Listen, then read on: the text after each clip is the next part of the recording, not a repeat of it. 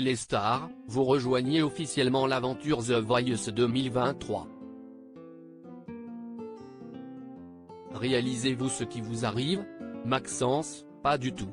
Je suis dans le déni de tout ce qui se passe. Je garde des souvenirs vagues de mon audition à l'aveugle. Mais je suis super excité de démarrer The Voice et en même temps angoissé. Si est-il la grande inconnue? Comment es-tu arrivé jusqu'à la scène de The Voice? J'ai été repéré sur TikTok au mois d'août 2022 par le casteur de l'émission.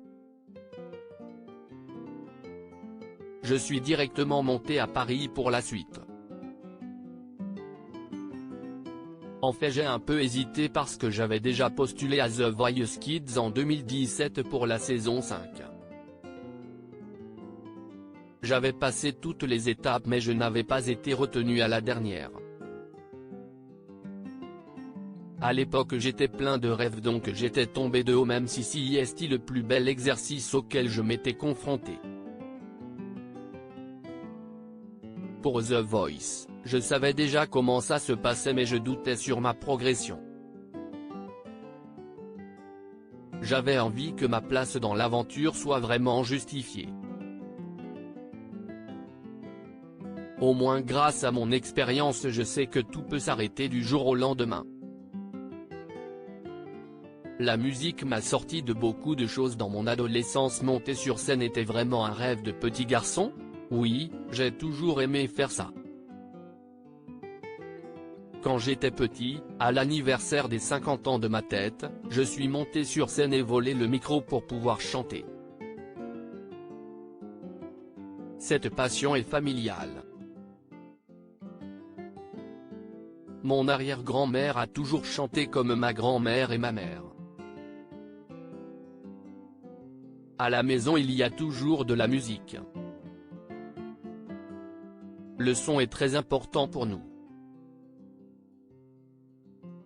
Pour moi si est une bulle et un échappatoire.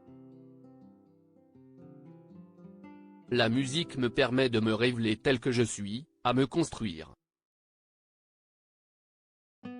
Elle m'a aidé à sortir de beaucoup de choses de mon adolescence. J'ai subi du harcèlement au collège. Que s'est-il passé? On me critiquait parce que j'étais un jeune garçon qui chante. Si est la musique qui m'a causé du tort mais en même temps qui m'a permis de m'en sortir. J'avais posté, quand j'étais en spell M2-bas, une vidéo sur YouTube qui avait fait un petit buzz dans ma ville. Tout le monde en avait parlé pendant les vacances d'été. C'était vraiment du n'importe quoi parce que pas du tout représentatif de ce que je sais faire. D'un côté je comprends les moqueries qu'il y a pu avoir mais je ne comprendrai jamais la haine qui s'en est dégagée. Il devait sûrement aussi y avoir une grande part de jalousie par rapport au fait que j'osais m'exprimer et me montrer. Cette histoire a-t-elle un lien avec le choix de votre chanson, Dans le noir de Slimane? Un petit peu. Au départ je devais chanter Peur mais le directeur artistique de l'émission avait mis Dans le noir sur ma liste. Je ne la connaissais pas et je n'ai pas du tout aimé. Dans Peur les mots sont plus poignants directement. Dans le noir les mots sont forts mais discrets. On parle d'une maladie. Ce n'est pas mon histoire mais il y a un lien dans le sens où j'ai été très malade quand j'étais enfant. Je m'y suis malgré tout retrouvé. J'ai fait comparaison avec le fait que quand on est dans le noir, les gens ne nous prêtent pas forcément attention. Elle a fait écho aux mots que j'ai pu vivre dans le passé. Qu'attendez-vous de votre expérience aux côtés de Vianney? Si j'écoute mes rêves d'enfant je dirais de devenir une star, rire.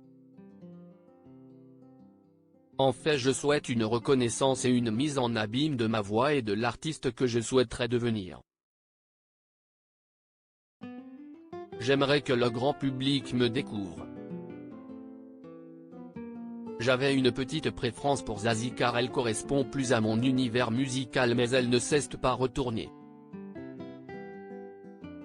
Vianney était mon deuxième choix. Je n'aille pas laisser le côté affectif prendre le dessus mais artistique. Si est un artiste complet, il écrit, compose, produit. J'ai beaucoup à apprendre de lui tant artistiquement qu'humainement.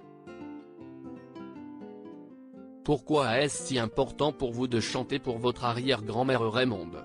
J'ai perdu ma grand-mère l'année dernière dont j'étais très proche. Je vivais presque avec mes grands-parents car ils étaient malades et si est moi qui m'occupais d'eux. Cette disparition a causé beaucoup de mal à mon arrière-grand-mère. En perdant sa fille, nous sommes devenus très proches. Je suis son premier arrière-petit-fils et j'ai été le seul à m'être intéressé à la musique qu'elle faisait. En venant aux Otidions à l'aveugle j'ai réalisé son rêve. À son époque, elle aurait aimé faire tout ça. Mais en 1945 le contexte ne le permettait évidemment pas. Elle a eu la chance de faire des radios au crochet donc c'était pour moi une façon de lui donner de la joie dans sa vie qui a été compliquée. Elle a eu un cancer l'année dernière dont elle s'est sortie, la perte de sa fille et quelques jours avant les auditions à l'aveugle on a perdu mon grand-père, son gendre. Je veux juste la remercier de se battre pour la vie. Elle est notre pilier et notre histoire vivante. Quel souvenir garde-t-elle de votre audition à l'aveugle et de son passage sur scène? Elle va très bien. Je lui ai dit qu'elle passerait à la télé. Elle m'a dit, ah, je ne sortirai plus de la maison.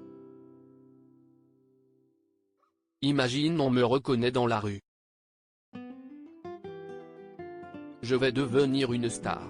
Je lui ai dit que oui les gens allaient la reconnaître. Sa coiffeuse était en vacances en plus. Elle est un vrai personnage.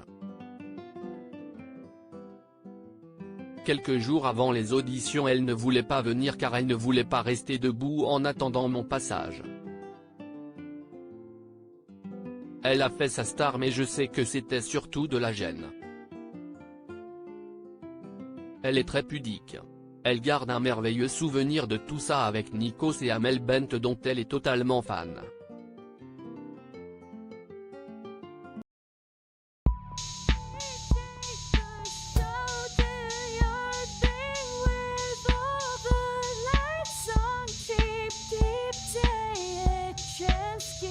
Keep take a chance, you can